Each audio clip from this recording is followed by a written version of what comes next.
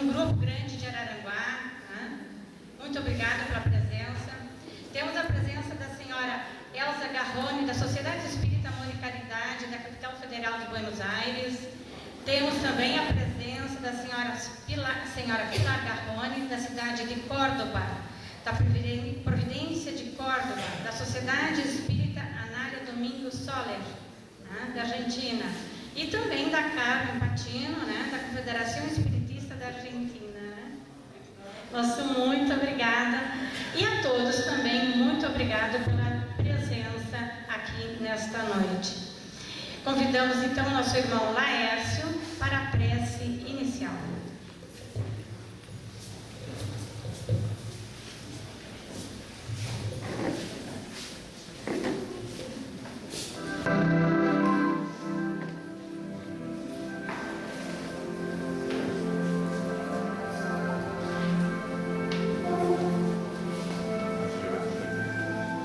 Gente, vamos então acerenando nossos corações, elevando o nosso pensamento para o alto, agradecidos que estamos por essa oportunidade de estarmos aqui reunidos para estudarmos mais um pouco do Evangelho de Jesus, à luz da doutrina espírita, tendo como mote desse estudo o nosso querido Chico Xavier, sua vida e sua obra. Agradecemos por essa oportunidade de estarmos reunidos, de termos conseguido deixar os nossos afazeres para, durante esse instante, aprendermos mais um pouco das verdades luminosas do Evangelho de Jesus. Nesse instante aproveitamos também para envolver aqueles nossos familiares e amigos que por alguma razão não puderam estar conosco, que até eles, através do nosso pensamento, possa chegar um facho de luz, para que eles possam também compartilhar conosco esse momento de paz, de tranquilidade, de serenidade. Rogamos aos benfeitores que presidem nossa Semana Espírita, que iluminem o nosso amigo Geraldinho, para que ele possa trazer para nós sua conversa de hoje, iluminando e aquecendo nossos corações. E é nessa vibração de paz e de harmonia que nós damos por iniciada a noite de hoje e a nossa 20ª Semana Espírita no município de Torres. Que assim seja.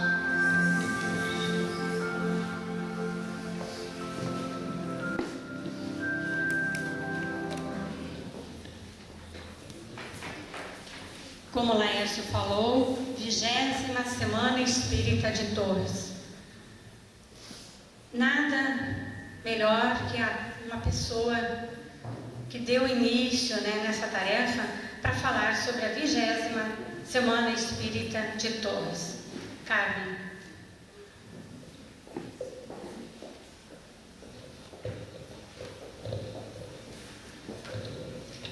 Boa noite a todos. Desculpem-me a emoção, que é muito grande, em ver esse salão cheio, visualizar caras, carinhas, que há 20 anos atrás eram bebês. E a pergunta que fica, estes 20 anos, havia um coração que tinha esta inspiração, foi inspirado. Se somou o segundo, o terceiro, o quarto e o quinto. Vamos voltar ao túnel do tempo, há 20 anos atrás. Esses corações se uniram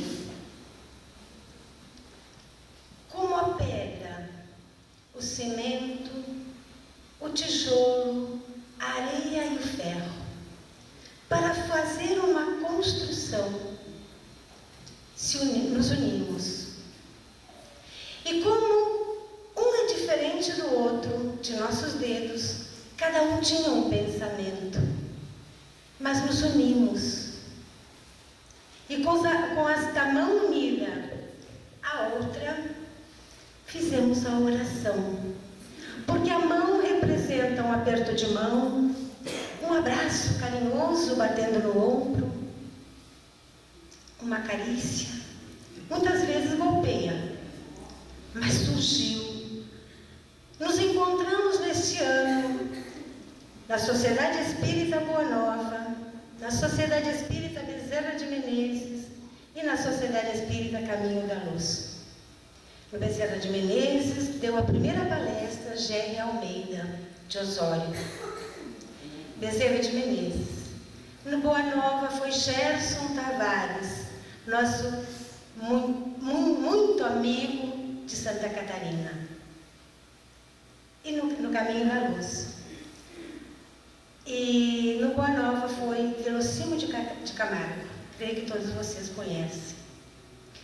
Eu me lembro que quando terminou a palestra do Gerson no Caminho da Luz, que até então nós não tínhamos a ideia da Semana Espírita, mas eu havia ido a Santa Maria, porque era a ideia convidar a Divaldo para uma palestra aqui em Torres.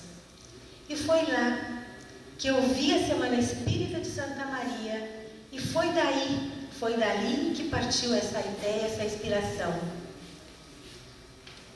E para encerrar, como eram 4 casas espíritas aqui em Torres, quando eu retorno, não sei se vocês sabem que eu sou torrense, sou marisqueira, né, ali da Praia da Calma. Mas eu vivi 35 anos em Porto Alegre e retornei no ano 1888, 89, a minha terra natal. E eu lá desconhecia que existia alguma casa espírita aqui em Torres. E eu vim com este propósito de construir. E para minha surpresa, cheguei aqui e havia 2. Este mesmo ano, 1997, nosso querido santo havia inaugurado a Boa Nova. Como um feixe de ouro, tivemos um workshop com Divaldo Pereira Franco. Alguns de vocês se lembram? No nosso querido Hotel Farol, todavia como estava seu Enio, pessoas que temos uma eterna gratidão, porque foram pessoas muito importantes para o movimento de todos. E quando terminou a palestra, no Caminho da Luz, eu perguntei, foi lindo, gostaram? Vamos transformar na Semana Espírita de Torres? Partimos para a segunda Semana Espírita de Torres? E o aplauso foi geral. Todos concordaram. Aqui estamos reunidos. Eu felicito do mais profundo do meu coração a todos que deram continuidade a esta obra. Lamentavelmente, eu tive que voar para outros caminhos, seguindo sempre, procurando seguir os exemplos de Jesus, semeando a sua boa nova. Parabéns a todos que seguem este trabalho. Obrigada do mais fundo do meu coração. Graças.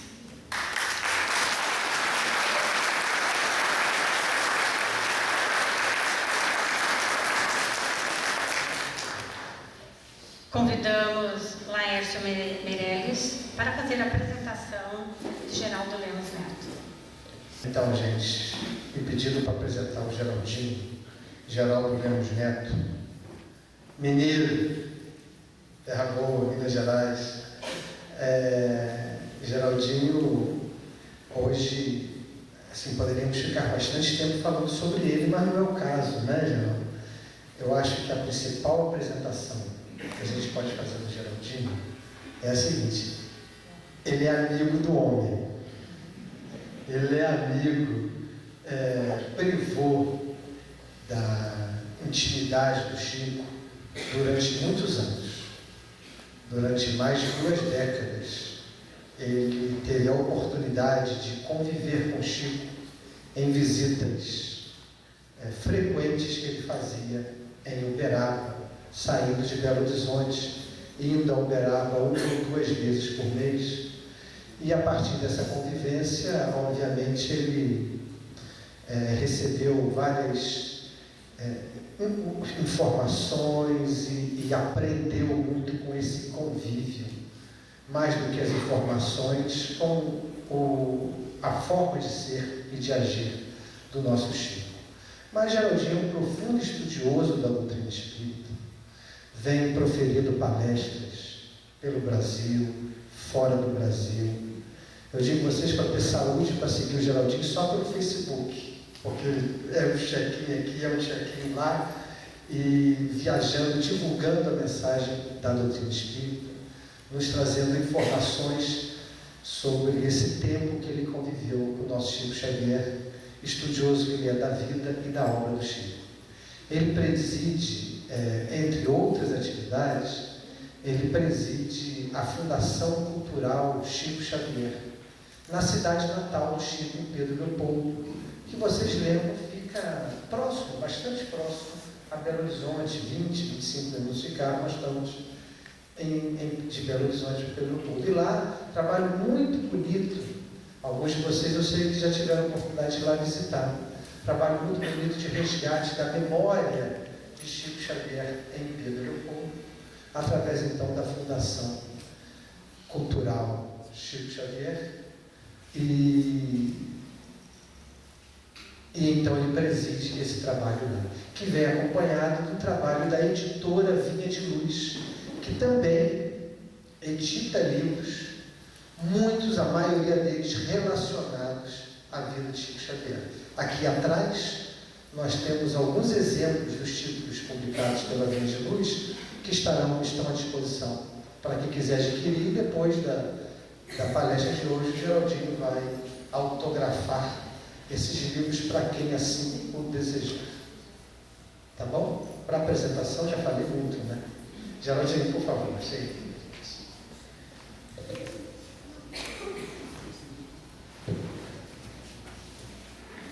Muito boa noite, queridos amigos, queridas irmãs. Jesus nos abençoe. Eu vou pedir licença a todos os queridos companheiros para dedicar esta palestra, essa conversa fraterna com os amigos aqui da 20ª Semana Espírita desta cidade querida de Torres, no Rio Grande do Sul, a uma figura extraordinária do cristianismo primitivo, Inácio de Antioquia, discípulo de João Evangelista, cuja memória é lembrada na cristandade exatamente no dia de hoje, 17 de outubro. Então, peço licença para dedicar a ele essa tarefa. O tema que foi proposto para a nossa conversa com vocês foi Jesus e Chico Xavier, o mestre e o discípulo. Um tema que nos fala muito de perto ao coração. Do Evangelho de João Evangelista, no capítulo 4, versículo 22, vamos encontrar esta frase do Cristo: mas a hora vem, e já chegou, em que os verdadeiros adoradores adorarão o Pai em espírito e em verdade. Esta era já chegou, a era do Espírito, a era em que nós, já conscientes da não necessidade de adoração através de imagem, através de templos, de lugares específicos, podemos sim adorar o Pai dentro do templo do nosso coração, dentro da nossa própria consciência, adorar ao Pai, o Pai em espírito e em verdade.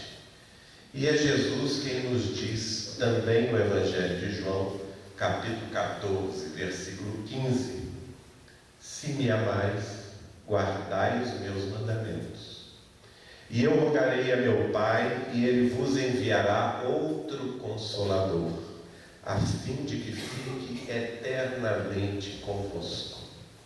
Jesus nos promete, 2000 anos atrás, que Ele mesmo nos enviaria outro Consolador, para que este Consolador ficasse conosco eternamente.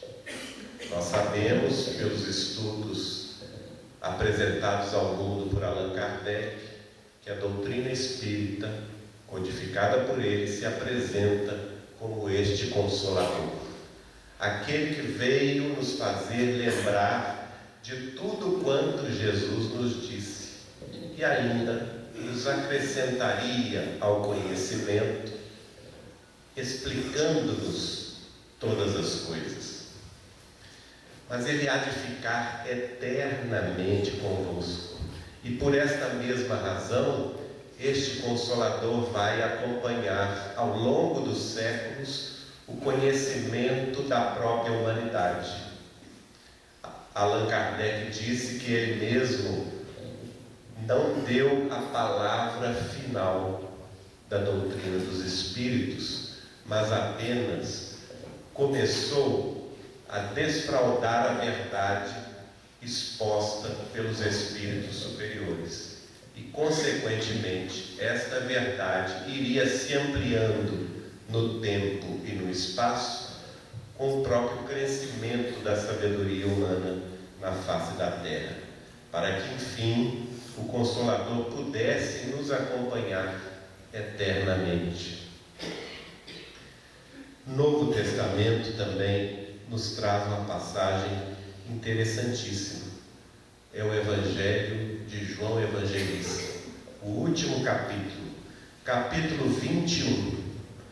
A cena é a seguinte: Jesus já estava no mundo espiritual e ele se materializa pela última vez às margens do lago de Genezaré da Galileia, e ele conversa com João Evangelista, aquele que se intitulava no próprio Evangelho que escreveu o apóstolo querido, não é? O amigo fiel de Jesus.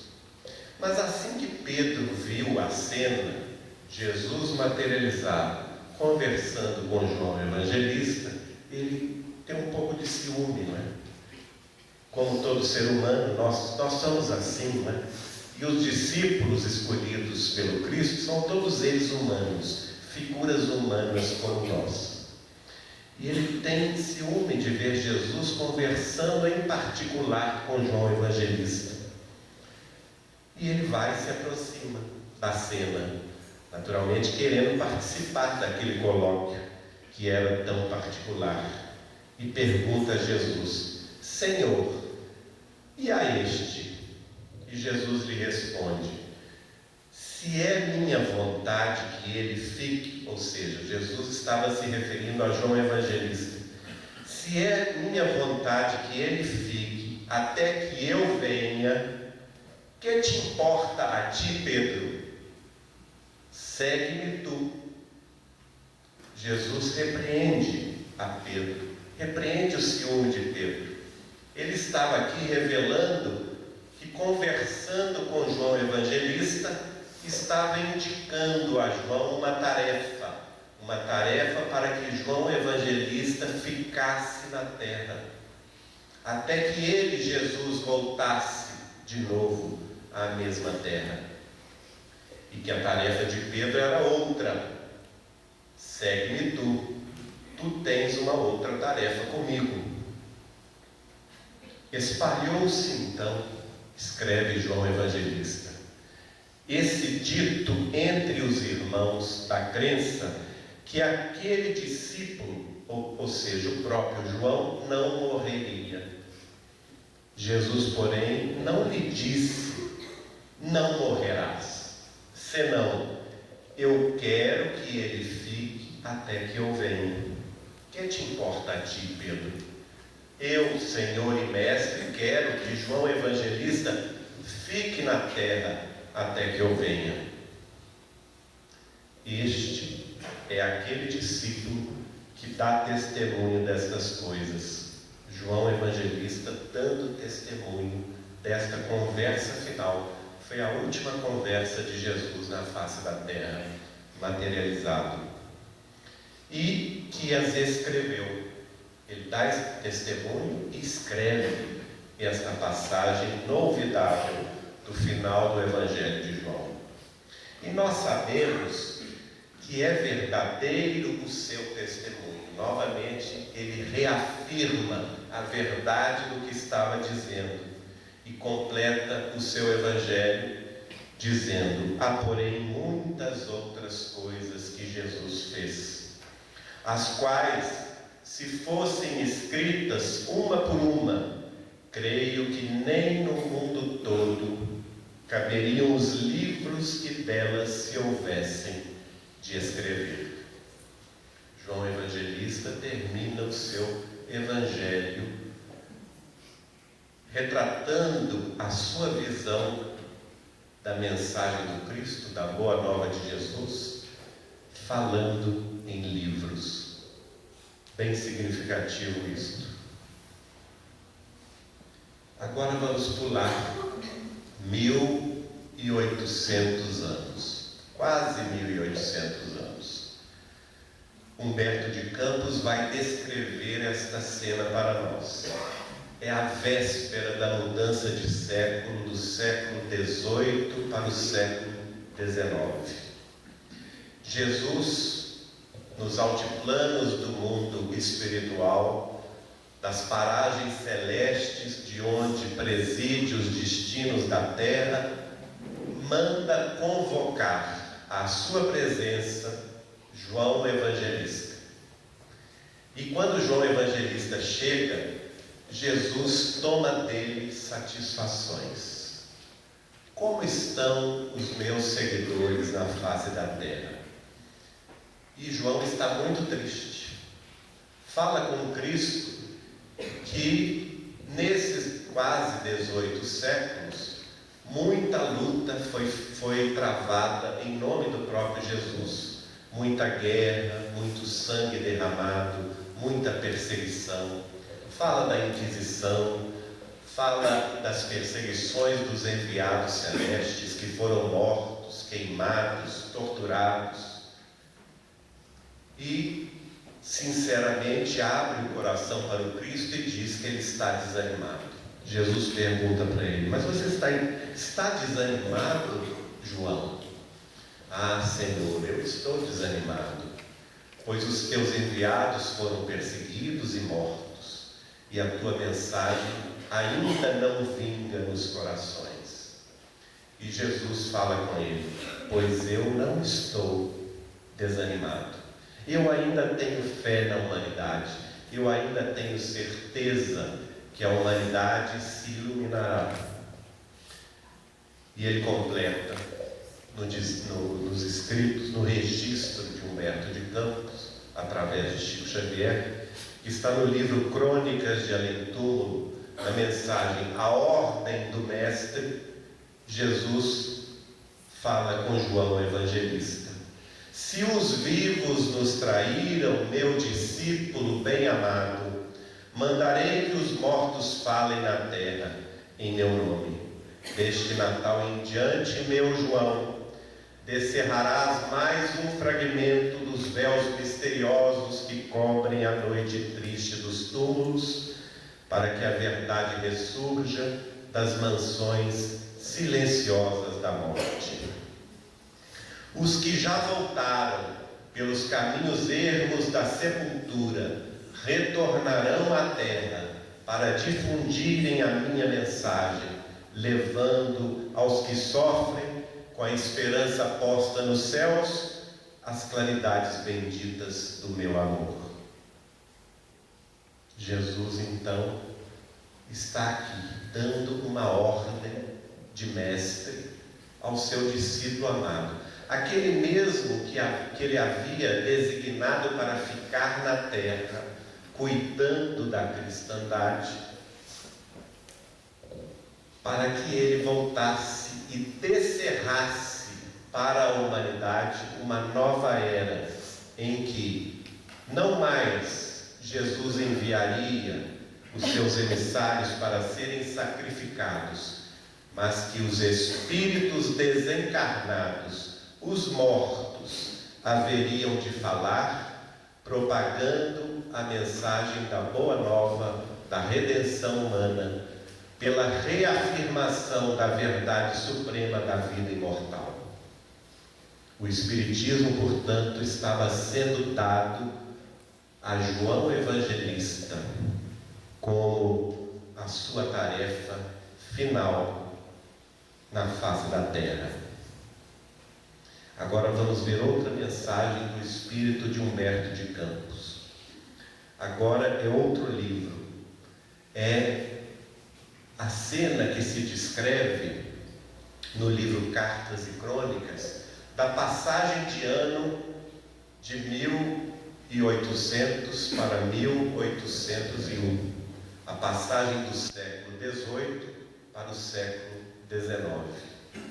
E Humberto de Campos retrata com muita vivacidade a cena deste conclave espiritual, em que se reuniu várias falanges de diversas nações, gregos, persas, hindus, chineses ilustres, emissários da Europa, espíritos encarnados na política humana, como por exemplo Napoleão Bonaparte, espíritos ligados às artes, como por exemplo, que estava encarnado Beethoven, não é?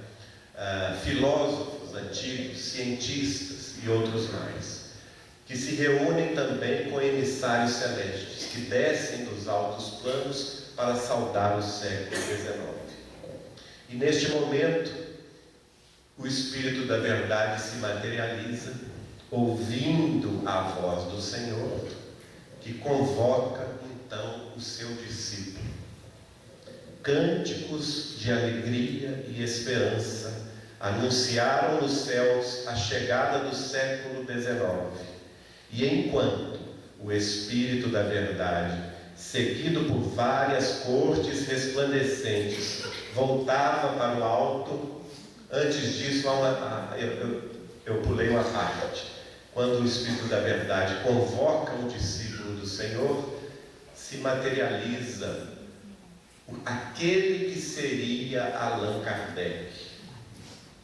E ele então, iluminado, se dirige a Napoleão Bonaparte para convocar Napoleão Bonaparte a uma tarefa de proteção das plagas francesas, para que pudesse a França receber, daí a 50 anos, as luzes do Consolador.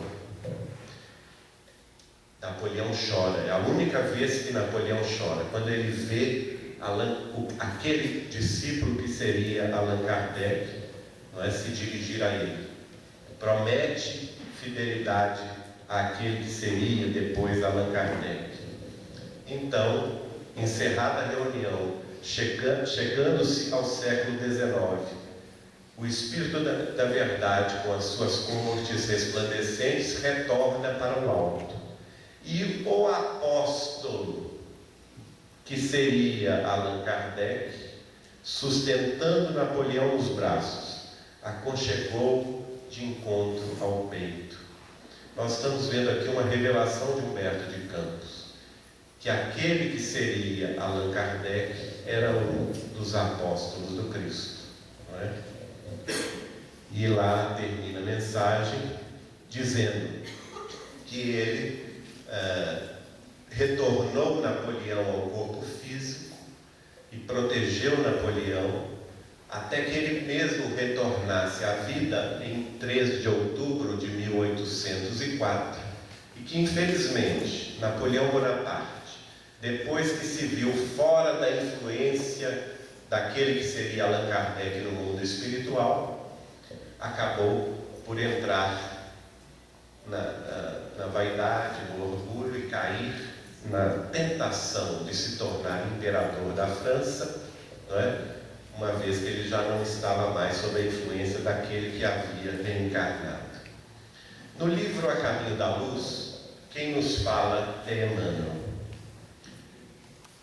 Em determinado momento, quando ele vai dizer sobre a futura encarnação de Allan Kardec, ele diz: um dos mais lúcidos discípulos do Cristo baixa ao planeta, compenetrado de sua missão consoladora, com a sagrada missão de abrir caminho ao Espiritismo, a grande voz do Consolador prometido ao mundo pela misericórdia de Jesus Cristo. Uma nova confirmação de que aquele que seria Allan Kardec era um dos mais lúcidos discípulos do Cristo. Estava baixando ao planeta para dar cumprimento à promessa do Consolador. Agora vamos 50 anos na frente. Allan Kardec já está reencarnado, se aproxima dos seus 50 anos, vai ter contato com as primeiras manifestações dos Espíritos, vai estudar o assunto. 18 de abril de 1857 publica o Livro dos Espíritos, depois publica o Livro dos Médiuns, o terceiro livro da codificação, o Evangelho segundo o Espiritismo. 1862 é publicado.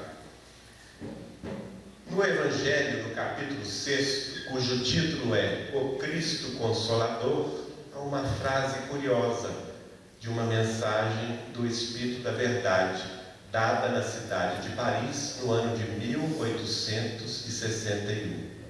O Espírito da Verdade afirma: estou convosco e meu apóstolo vos instrui. Allan Kardec é o apóstolo do Cristo. Estava ali na terra para nos instruir. Outra mensagem. O livro é a Opinião Espírita, recebido por Chico Xavier, dos Espíritos de André Luiz e Emmanuel. Esta mensagem é de Emmanuel.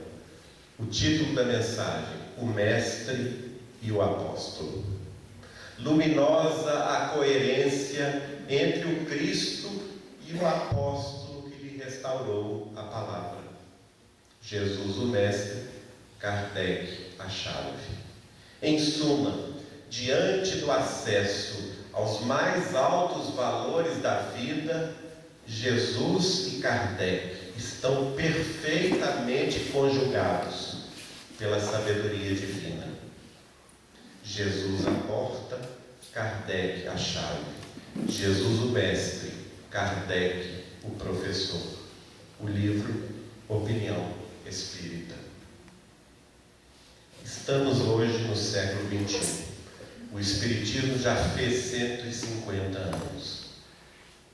Nós estamos diante de um grande desafio: tornar efetivo o Consolador. O Consolador tem duas vigas mestras da sua função na Terra: esclarecer por um lado e consolar por outro. Razão, sabedoria, entendimento por um lado, amor, fraternidade, misericórdia por outro. Estas duas vigas mestras precisam seguir em sintonia. Razão sem amor é falha. Amor sem razão é sentimentalismo. Estamos diante de um desafio, às vésperas do mundo de regeneração. Conseguiremos dar nós, espíritas, reencarnados na face da Terra, no momento crucial da transição planetária, deixando a Terra de ser um mundo de expiações e de provas, para ingressar no rol dos planetas em regeneração. Estamos nós dando condições para que o Consolador esclareça e console os nossos irmãos do caminho? Essa pergunta, cada um de nós que a faça no íntimo do seu ser. O livro é o Livro dos Espíritos. A passagem está nos prolegômenos. Logo no início do livro: todos os que tiverem em vista o grande princípio de Jesus se confundirão no mesmo sentimento de amor ao bem, se unirão por um laço fraterno que envolverá o mundo inteiro. Olha a nossa responsabilidade. O grande princípio de Jesus, que deverá ser nos confundir num único e mesmo sentimento de fraternidade, de amor ao bem, de união de propósitos, para que o Consolador seja efetivo, para que um dia ele possa de fato unir o mundo inteiro. Por enquanto, podemos dizer que é quase uma utopia, mas é o projeto dos espíritos superiores. O próprio Kardec, na introdução do Livro dos Espíritos, vai dizer: o estudo do Espiritismo é imenso, liga-se a todas as questões da metafísica e da ordem social. É todo um mundo novo que se abre diante de nós. Será de se espantar que ele exija tempo, e muito tempo, para a sua realização? É a pergunta. Quem faz a pergunta é Kardec. Será de se espantar que o Espiritismo vai exigir tempo, e muito tempo, para se implantar na face da Terra? Claro que não, não é? O cristianismo veio há 2000 anos, 20 séculos, e até hoje não se implantou na face da Terra. E nós estamos há 100 e poucos anos, 150 e poucos anos de Espiritismo. Nós somos um bebê, não é? A doutrina ainda é bebê na face da Terra. Vamos imaginar o seguinte: nós aqui no Brasil somos privilegiados no seguinte aspecto: tivemos em nossa nação diversos missionários do Espiritismo que trabalharam por sua implantação no coração de nosso Brasil. E a partir daqui, de certa forma, se espalhou para o mundo todo. Mas e os nossos irmãos chineses? Aqueles que residem em Xangai, em Pequim, em Hong Kong, em Shenzhen, como que eles vão ter acesso ao Espiritismo? Eu estou falando de quase 2 bilhões de seres reencarnados na Terra, que mal conhecem o cristianismo. Será que Jesus, o governador espiritual da Terra, gosta mais dos brasileiros do que dos chineses? Será possível esse pensamento? Não. Nós somos irmãos, filhos de um mesmo Pai, não é? Então, que esforço, hercúleo é este que se espera do Espiritismo para que ele atinja o mundo inteiro? Há muito trabalho pela frente, não é? E como diz Kardec, é preciso muito tempo para que o Consolador se implante de acordo com a vontade celeste. Agora vamos para a Revista Espírita. A comunicação é do pai de Jesus, São José, dada na cidade argelina de Sétif, 1861. Allan Kardec coloca na Revista Espírita de 1868 esta comunicação. São José escreve: Deus dará um corpo a alguns espíritos superiores e eles pregarão o Evangelho puro. Um novo Cristo virá. Ele porá fim a todos os abusos que duram há muito tempo e reunirá os homens sob a mesma bandeira. Olha que comunicação curiosa. Está lá na Revista Espírita. Um novo Cristo. Faz lembrar o quê? A própria fala do Cristo, que nos disse, segundo o Evangelho de João, que enviaria ao mundo um outro Consolador. Portanto, o Consolador não é o mesmo, não é o Cristo mesmo, mas um outro Consolador.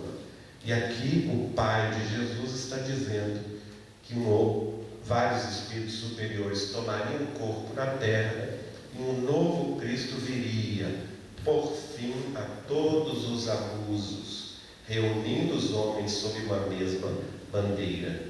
E ele prossegue a sua mensagem de 1861 dizendo: se Deus vos deixar viver bastante tempo, vereis pregar o verdadeiro Evangelho de Jesus Cristo pelo novo missionário de Deus. E uma grande mudança será feita pelas pregações desse Filho bendito. A sua palavra poderosa, os homens de diferentes crenças dar-se-ão as mãos. Glória a esse divino enviado, que vai restabelecer as leis mal compreendidas e mal praticadas no Cristo. Glória ao Espiritismo que o precede e que vem esclarecer todas essas coisas. Curiosa mensagem de São José. Ele afirma que o Espiritismo vai preceder este novo enviado. Vamos a outra mensagem. Outro espírito da falange do Espírito da Verdade, Fénelon.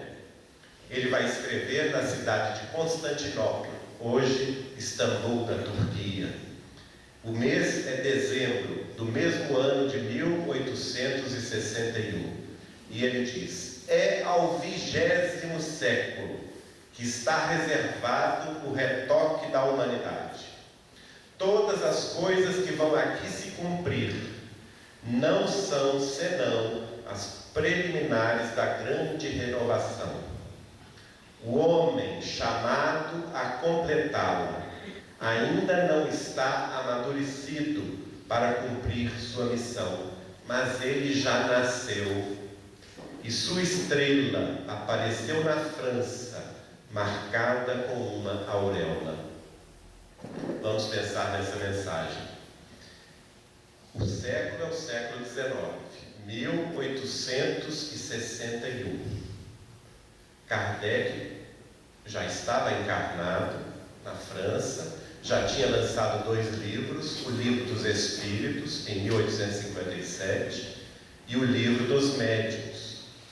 E o Espírito de Fénelon está dizendo que ao século XX seria destinado o trabalho mais amplo do retoque da humanidade, onde todas as coisas que vão aqui se cumprir, ou seja, as coisas que estavam sendo reveladas no século XIX, não seriam senão um preliminar da grande renovação.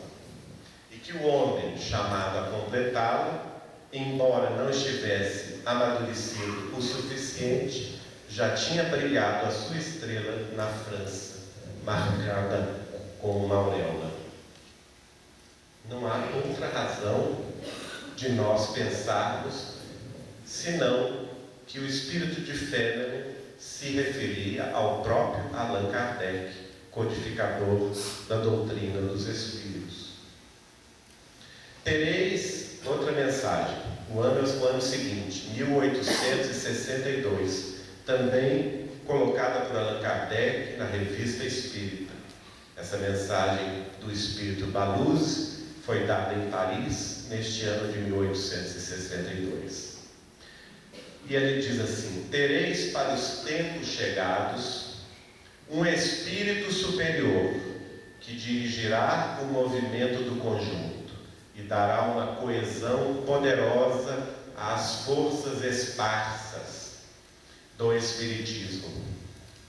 Esperai e orai, porque o tempo é chegado e o novo Messias não faltará. Deus saberá designá-lo a seu tempo. Aliás, será por suas obras que ele se afirmará. Será por suas obras que ele será reconhecido.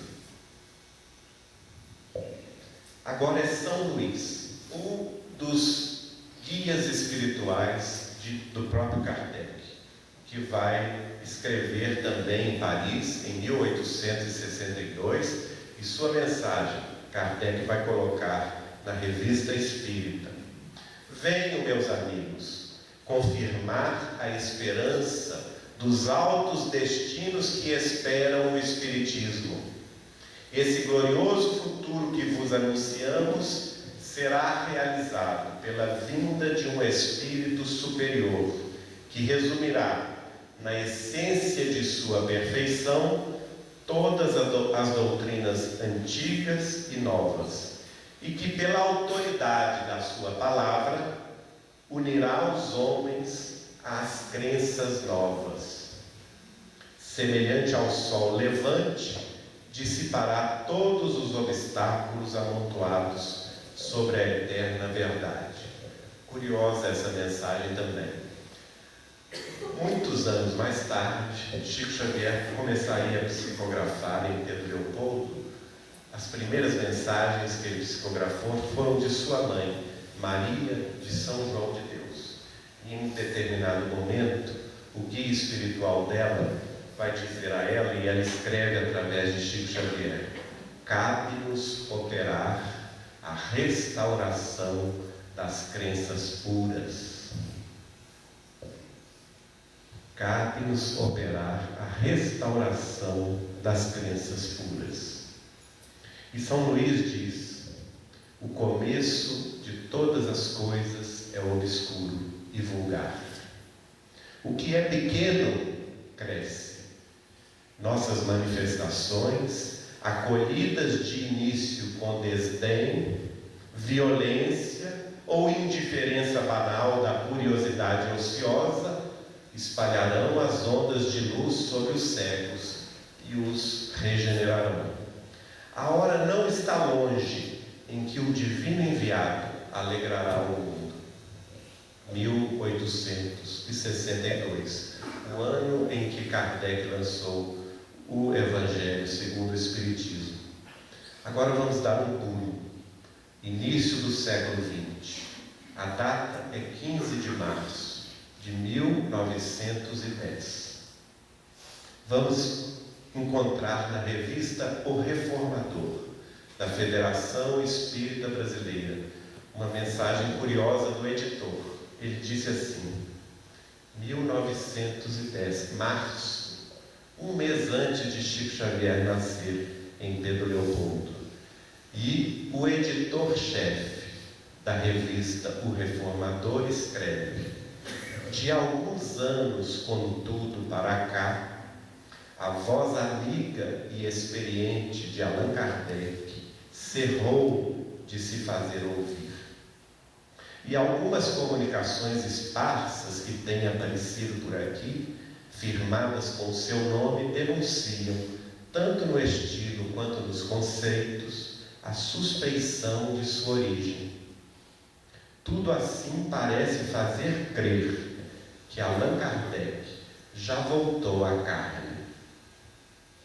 Reformador, 15 de março de 1910. Agora vamos dar um pulo 9 anos à frente. Há uma reunião festiva na sede da Federação Espírita Brasileira, na Avenida Passos, número 30, no Rio de Janeiro. A data é 3 de outubro de 1919. O médium é Albino Teixeira, grande médium do grupo Ismael, participante do grupo mediúnico Ismael, da Federação Espírita Brasileira. E ele vai receber o espírito de Santo Agostinho, um dos espíritos da falange do Espírito da Verdade, que ajudou Kardec na codificação espírita. A cena, portanto, que vocês estão vendo aí é a reunião mediúnica do grupo Ismael da Federação Espírita Brasileira. Uma sessão festiva em homenagem ao aniversário do codificador Allan Kardec, 3 de outubro de 1919.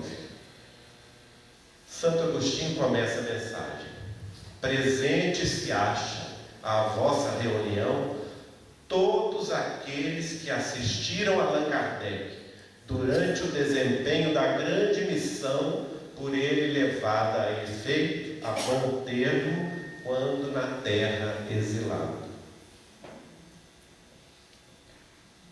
Não podendo Allan Kardec vir pessoalmente agradecer a homenagem que lhe prestais.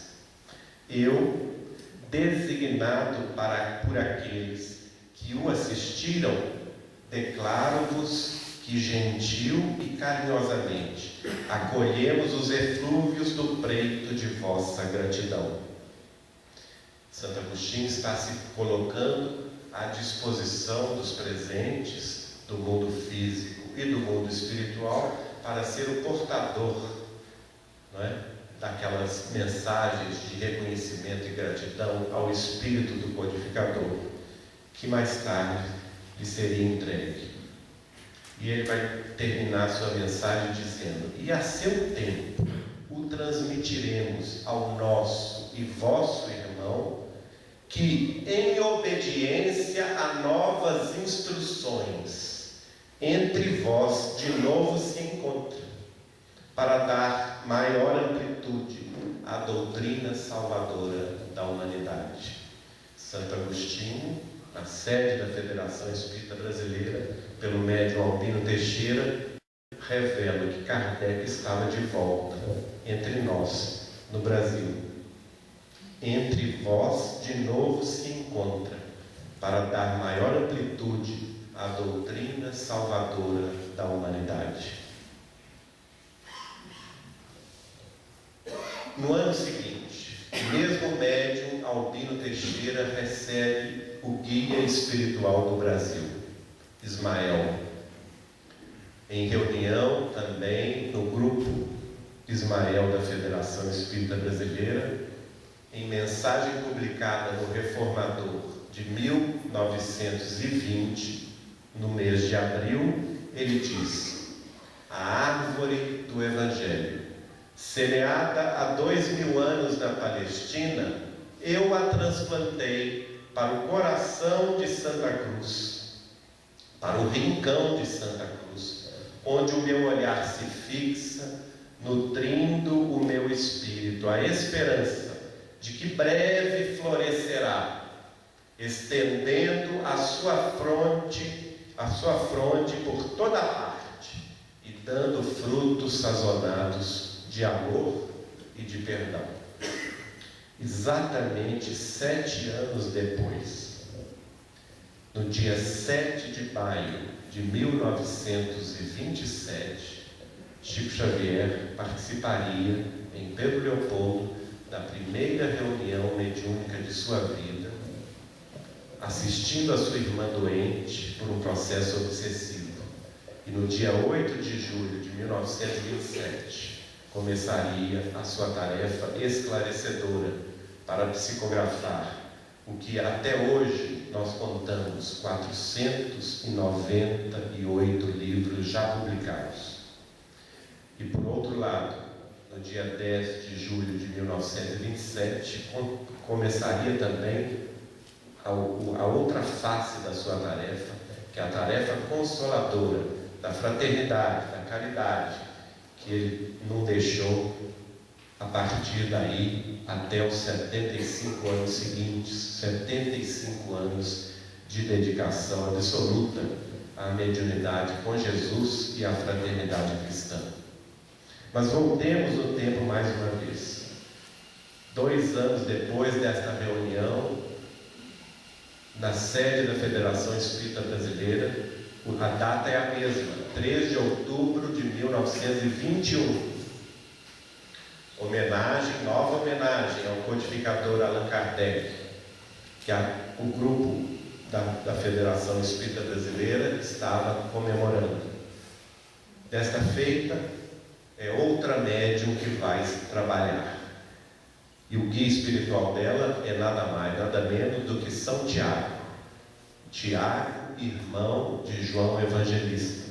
A médium é essa senhora simpática, Adelaide Augusta Câmara, conhecida também com o pseudônimo de Aura Celeste.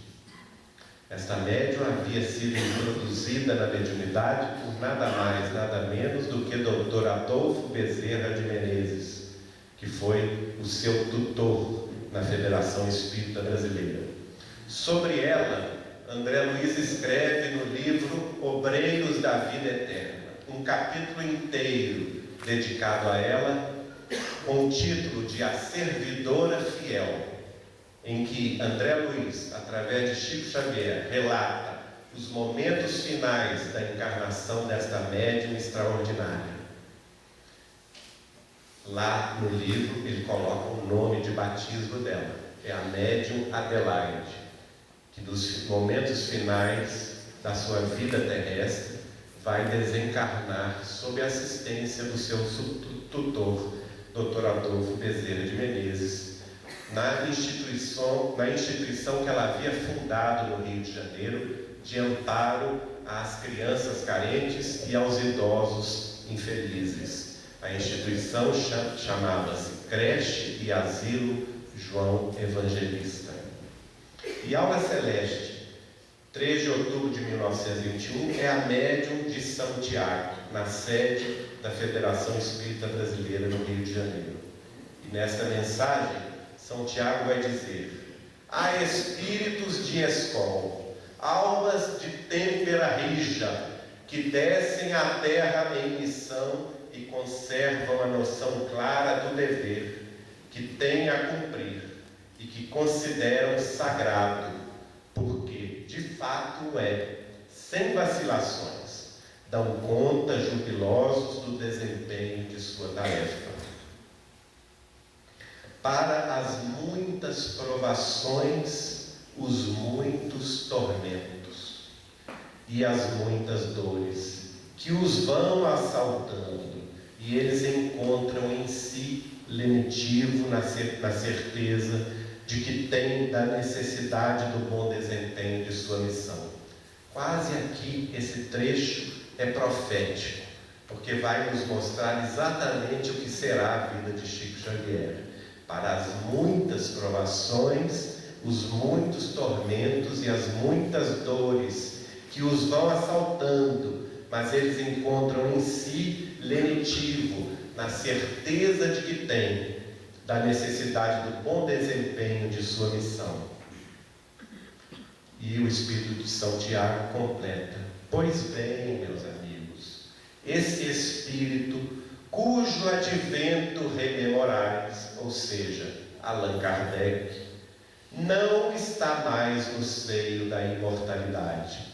Já se encontra de novo nesta oficina de trabalho. Ele ora e espera levar adiante a sua obra. Kardec está entre os homens e, todavia, passando diariamente por ele, eles não o conhecem, porque assim é da vontade de Deus. Necessário se faz, pois, que vos ponhais ao seu lado, ajudando e amparando. Kardec trabalha, e trabalha com atividade, e do alto do espaço baixam as bênçãos para fortalecê-lo e ampará-lo na continuidade de sua tarefa. O Espírito é, portanto, São Tiago, a médium Aura Celeste, na sede da Federação Espírita Brasileira. Pois bem, Chico começa a sua missão, 7 de maio de 1927. Sua irmã doente cai sob o domínio da obsessão. O pai de Chico, os irmãos, procuram assistência médica, procuram assistência na Igreja Católica, em todos os setores da vida social de Pedro Leopoldo. Não conseguem ajuda suficiente. A menina, Maria da Conceição, está obsedada. Alguém se lembra dos espíritas e é chamado um casal de Belo Horizonte, o casal José Hermínio e Dona Carmen Perácio. São designados para ir a Pedro Leopoldo assistir a jovem obsedada e chegam na casa de Chico Xavier. É a primeira vez naquela oportunidade, naquela encarnação, que Chico vai tomar contato com a doutrina dos espíritos. Eles fazem uma oração. Chico vê os espíritos obsessores. Dona Carmen Perácio, médium experimentada, fala com ele. Converse com o espírito enquanto nós vamos orar. A primeira tarefa dele, portanto, é de esclarecimento, é a desobsessão do espírito obsessor de sua irmã. A partir daí, eles fundam uma atividade espírita na cidade de Pedro Leopoldo, é o Centro Espírita Luiz Gonzaga. O dia é 8 de julho de 1927. A primeira reunião, Dona Carmen Perazzo, ao enxergar aquele jovenzinho de 17 anos de idade, vê pela sua vidência, a mediunidade de clarividência, uma chuva de livros caindo sobre a cabeça daquele jovem de 17 anos de idade. Então, intuitivamente, ela pega o papel e o lápis e coloca na frente do Chico. E o Chico recebe a primeira mensagem. O casal retorna, fica esse tempo em Pedro Leopoldo, retorna a Belo Horizonte. Eles trabalhavam em Belo Horizonte com um médium muito conhecido, chamado Pascoal Comanducci. Médium inspirado, com inúmeras faculdades mediúnicas. Ele vai chamar o casal e vai pedir ao casal que abandone tudo em Belo Horizonte, venda o que tivesse na cidade, na capital mineira, para voltar a Pedro Leopoldo e ser sustentáculo daquele jovem médium Francisco Cândido Xavier. E ele disse assim: Chico Xavier possui recursos mediúnicos múltiplos, está cercado de falanges tão poderosas como as que assistiam Jesus.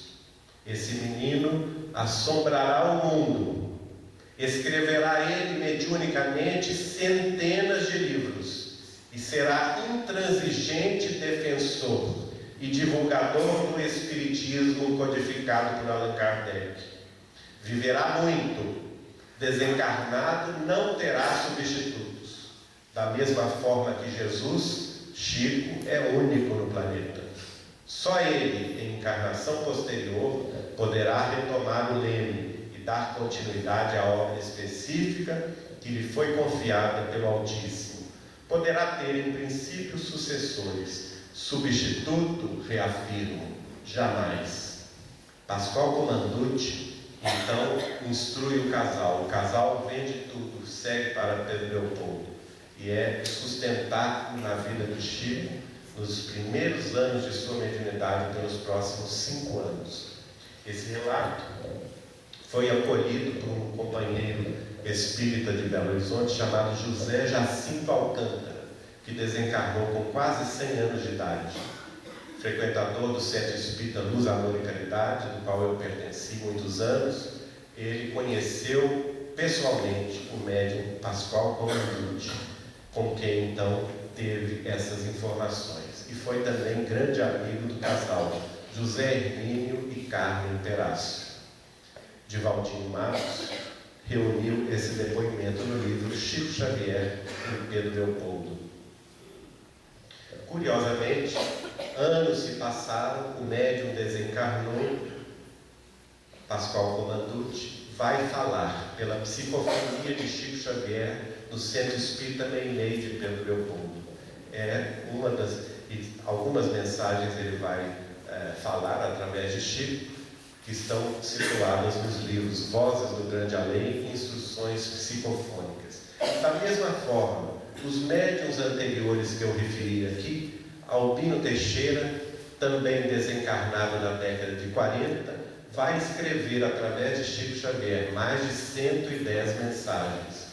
E o espírito da médium Aura Celeste, também desencarnada na década de 40, também é um dos espíritos que vai escrever pela mediunidade de Chico. O ano é 1937.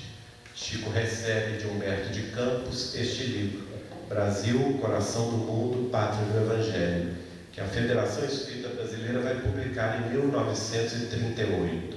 Neste livro, Humberto de Campos vai registrar o diálogo de Jesus com Eliú. E Jesus diz: na região do Cruzeiro se realizará a epopeia do meu Evangelho. Ela estará antes de tudo ligada ao meu coração.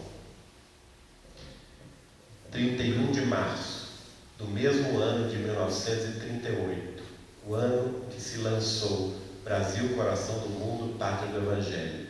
Emmanuel vai escrever na Fazenda Modelo, no culto do Evangelho no lar da família de Dr. Rômulo Joviano, esta mensagem na data da desencarnação de Kardec, 31 de março. O plano invisível associa-se ao vosso esforço votivo. Também nós nos reunimos em outros planos, tentando projetar uma claridade nova sobre as sombras dos tempos ominosos que agora atravessais. Sim, a grande figura do Mestre deve ser tomada como paradigma pelos obreiros novos. Emmanuel, como você sabe, por testemunho do próprio Chico Xavier, integrou a falange do Espírito da Verdade. É dele a autoria da mensagem O Egoísmo, que Allan Kardec inseriu no Evangelho segundo o Espiritismo. E aqui ele se refere, naturalmente, a esses outros tempos em que se tentou projetar uma claridade nova sobre a face da Terra, fazendo clara menção ao esforço da codificação de Allan Kardec. Agora vamos ao ano de 1941. Vocês estão vendo a mesma médium, Aura Celeste, já idosa, pouco tempo antes da sua própria desencarnação. E o espírito que vai escrever através dela é o espírito do baiano Viana de Carvalho. A data, isso está publicado no livro Do Além, de sua autoria, nos fascículos 17 a 22, pelo espírito de Viana de Carvalho. A data, novamente, é 3 de outubro, data festiva na Federação Espírita Brasileira, em homenagem ao aniversário do codificador Allan Kardec, 1941. Portanto, 20 anos depois da última mensagem que ela havia recebido do Espírito de São Tiago. E Viana de Carvalho escreve, por seu intermédio: amigos, hoje que se comemora o nascimento terreno do Espírito de Allan Kardec, é justo que todo espírito se recorde do que lhe deve e faça uma prece a Deus, para que esse homem, que atualmente se encontra na Terra, possa seguir a trajetória que lhe toca, cumprindo o seu dever. Novamente, reafirmando a reencarnação de Kardec na Terra. Agora é o próprio Chico que vai receber. Emmanuel, espírito responsável por sua obra mediúnica, vai ditar na Fazenda Modelo de Pedro Leopoldo esta frase, esse trecho: a tarefa evangelizadora continua.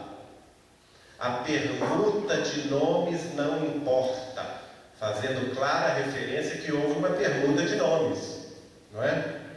Cremos no reino divino e pugnamos pela ordem cristã. Desde que reconhecemos a governança e a tutela do Cristo, o nome de quem ensina ou de quem faz não altera o programa, porque o programa é do Cristo. Vale, acima de tudo, a sua execução.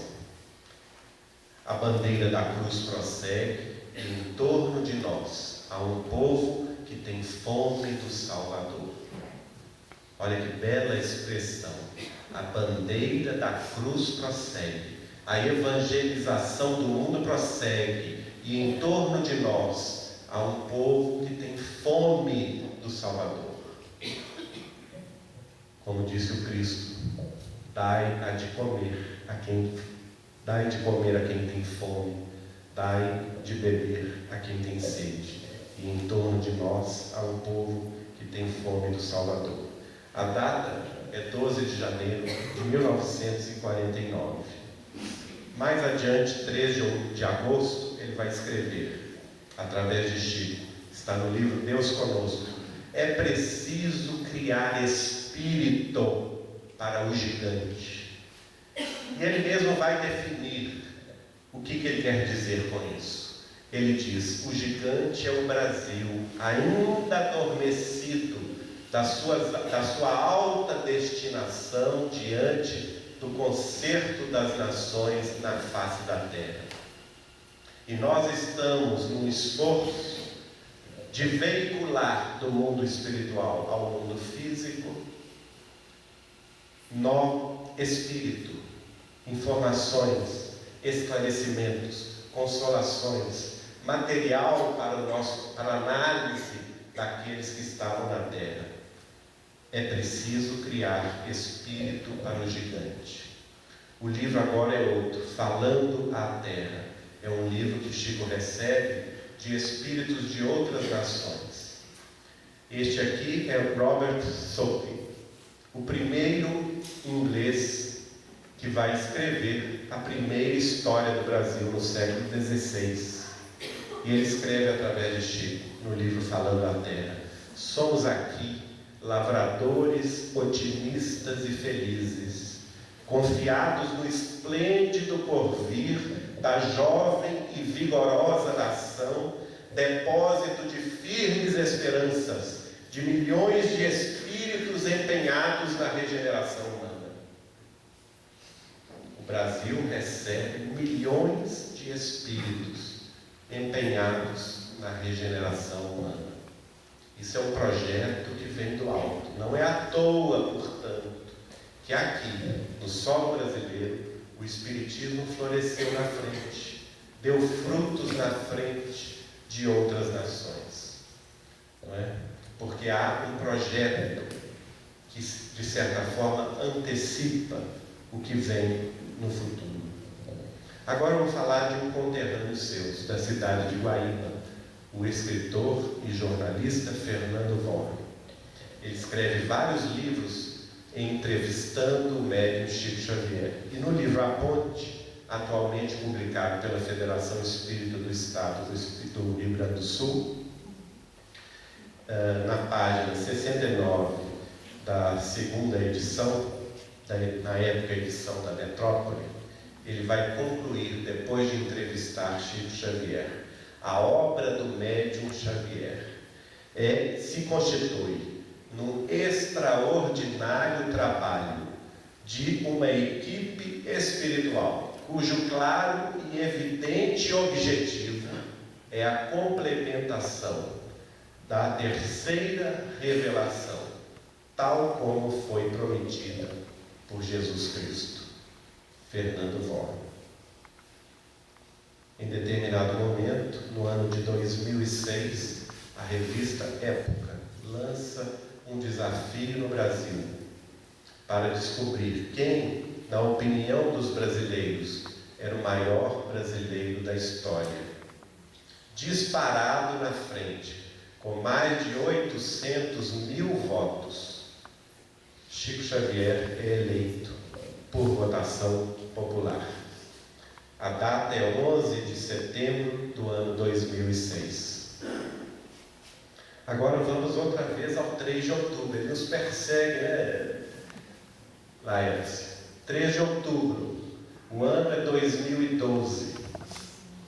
O Sistema Brasileiro de Televisão, durante 9 meses, lança um desafio pela televisão brasileira para que nós escolhêssemos livremente aquele que seria considerado o maior brasileiro de todos os tempos. Chico Xavier ganha o certame pela escolha livre dos brasileiros. E olha que nós espíritas somos minoria, hein, gente?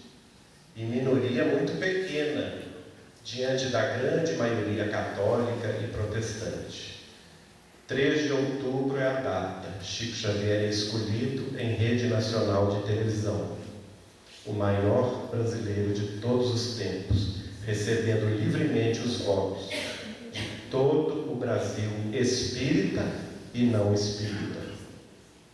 A voz do povo acaba falando mais alto e nós vamos reconhecer no fundo de nossa alma a tarefa extraordinariamente bela, a dedicação absoluta, a renúncia extraordinária, o esforço hercúleo que este homem realizou na face da terra. Tendo apenas de instrução oficial o 3º ano primário, nunca se sabe na história de Brasil e Portugal alguém que tenha escrito tanto em língua portuguesa. São quase 500 livros publicados, 498 para sermos mais exatos, através desse esforço gigantesco da mediunidade cristã, da mediunidade com Jesus. Se por um lado, como Allan Kardec, ele codificou a teoria da doutrina espírita, ele discorreu sobre a filosofia no Livro dos Espíritos, se ele apresentou a teoria da ciência espírita no Livro dos Médiuns, se ele apresentou a religião espírita pela revivescência dos ensinamentos de Jesus no livro O Evangelho segundo o Espiritismo, se ele discorreu sobre a vida espiritual no livro Céu e Inferno, e se ele tratou das questões científicas e da transição planetária no livro A Gênese, 5 principais livros, no total 30 livros, Allan Kardec publicou em vida. Se somarmos o esforço dele na Revista Espírita, podemos dizer que são 135 livros. Por outro lado, como Chico Xavier, esses livros foram multiplicados em 500 livros de sua psicografia e mais 300 outros livros que se escreveu sobre sua vida, sua obra e seus exemplos. De certa forma, são materializações literárias, fazendo-nos lembrar do médium de Jesus, de João Evangelista, aquele que no final de seu Evangelho disse que se fossem escritas todas as virtudes, todos os feitos de Jesus, nem todos os livros da terra caberiam nas prateleiras, de tanto que Jesus fez. E aquela passagem também que nos remete ao Sermão do Monte, Jesus pregando no meio da multidão, e já falava há algumas horas, e a multidão se acotovelava ali às margens do lago de Genezaré, na Galileia distante. Os discípulos do Senhor se incomodam, porque a noite vai chegando e eles querem que Jesus pare de falar, porque eles não têm o que dar para aquela multidão. E a multidão poderia estar com fome, poderia estar com sede, e eles falam com Jesus: convém que o Senhor apresse o encerramento da palestra, o encerramento da fala, porque nós não temos que dar de comer e beber a essa gente toda. Jesus então fala com eles: o que tendes aí? E essa frase ele fala com cada um de nós. O que tendes aí? Ele não nos exige nada demais. Ele não nos exige espetáculos de espiritualidade e beleza. Ele não nos exige uma dedicação absoluta que talvez nós não tenhamos condição de dar. Mas ele nos pergunta: o que nós temos para dar? E os discípulos naquela ocasião disseram: nós temos alguns peixes e alguns pães. E Jesus multiplicou os peixes e multiplicou os pães, de forma tal que no relato dos evangelistas, toda aquela multidão se fartou, comeu e se fartou, e ainda sobraram vários cestos de pães e vários cestos de peixe. Assim também ele fez com Chico Xavier. Em 17 de julho de 1988, entrevistando Chico Xavier em Uberaba, eu perguntei a ele qual que foi o compromisso dele com o Cristo antes de reencarnar. E ele me conta que Emmanuel, em maio de 1931, quando o vê pela primeira vez, Chico vê Emmanuel pela primeira vez na cidade de Pedro Leopoldo, e Emmanuel lhe convida a trabalhar no prosseguimento da tarefa do Consolador, Emmanuel lhe pede 3 coisas: disciplina, disciplina e mais disciplina. E o Chico pergunta a ele: o que mais o senhor tem a me dizer? De princípio, nós vamos escrever 30 livros. Então, o compromisso original de Chico Xavier seria psicografar 30 livros. Allan Kardec escreveu 30 livros espíritas. 30 livros. Ele atingiu essa marca muito cedo, era jovem, forte. Então ele fala com Emmanuel: cumpri a tarefa, e agora, o que o senhor quer que eu faça? E o Emmanuel lhe fala: já que você cumpriu com certa rapidez, nós podemos dobrar essa meta. Vamos fazer 60 livros. E Chico, então, disciplinarmente, obedece à orientação espiritual, prossegue a sua tarefa psicográfica em Pedro Leopoldo, sua cidade natal, e psicografa o 60º livro na sua cidade natal.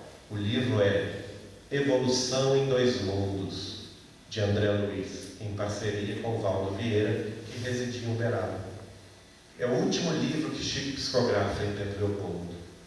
No dia 3 de janeiro de 1959, com 49 anos de idade, ele se muda com a roupa do corpo, tendo em vista as perseguições que sofria, frutos da ignorância, frutos da infelicidade alheia.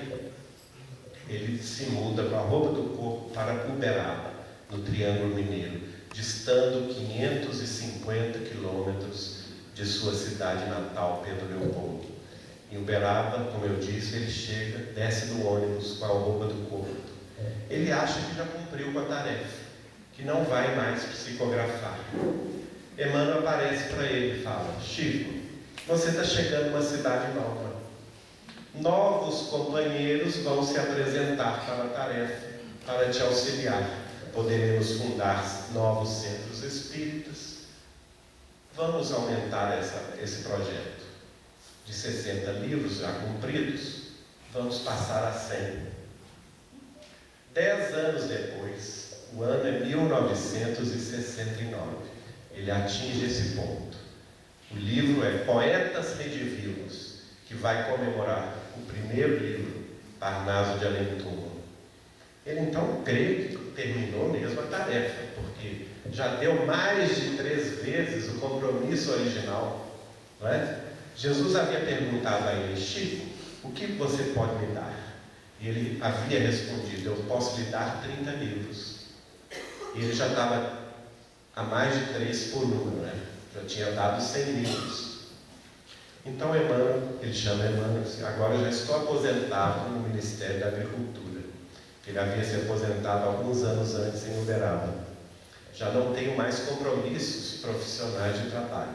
Já estou doente. No Espiritismo, cumpri com a minha obrigação mais de 3 vezes o combinado. Então estamos quites? O Emmanuel falou com ele: não.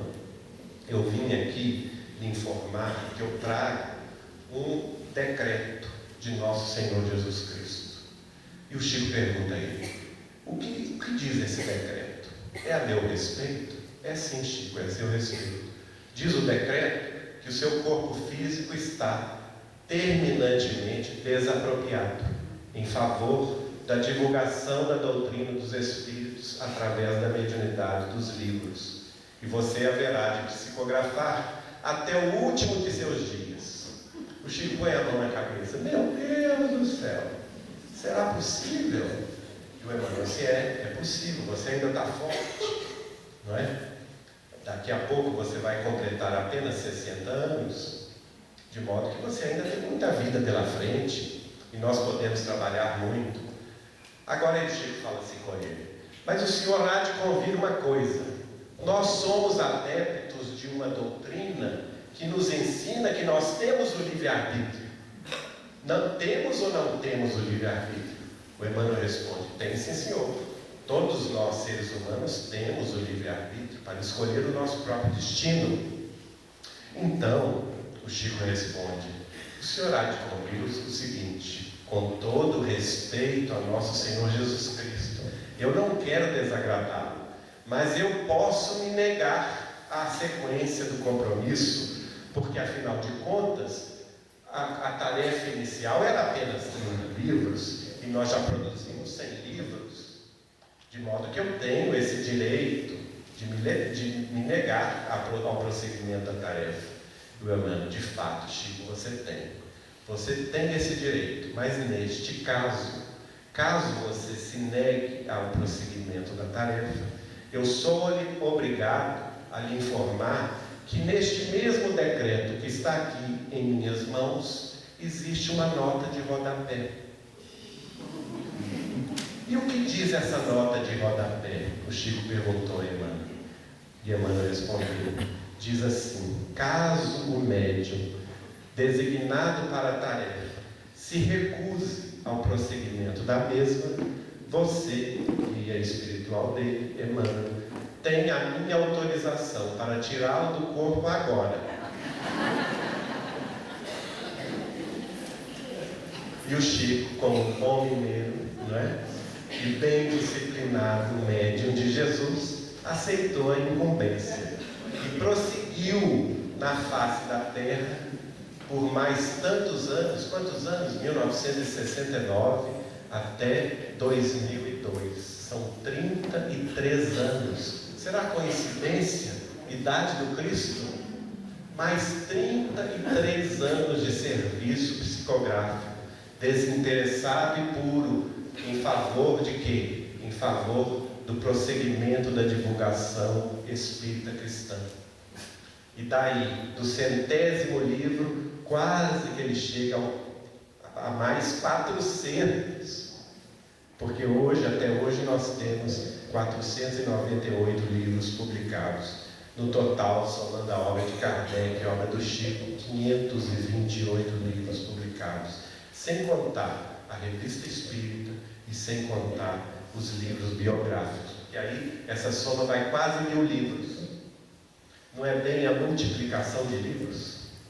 Assim como Jesus, há 2000 anos atrás, multiplicara peixes e pães para saciar a fome e a sede do povo. Fome do alimento espiritual e sede da água viva do Espírito. É Jesus que faz e que fez essa multiplicação de livros. Livros que são informação, que são espírito, que são verdade e que são vida para as nossas vidas, seguidores dessa doutrina de paz e luz. Vamos homenagear este ser, Francisco Cândido Xavier. Vocês estão vendo aí a impressão digital da mão dele. 92 anos de existência, dedicados ao cristianismo, 75 dos quais à mediunidade cristã e à fraternidade pura. Este homem diferente de quem sentimos tanta falta, cujos natais passava em Goiânia, no leprosário, abraçando e beijando os nossos irmãos ancenianos, que tinham nele uma presença constante e carinhosa.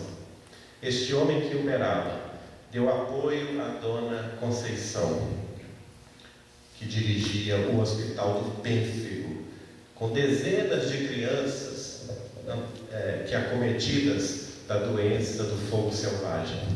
Esse homem que trabalhou pela implantação do culto do Evangelho no lar e fazia questão de fazer o culto da fraternidade cristã nas regiões mais pobres das cidades onde morou, Pedro Leopoldo e Uberaba.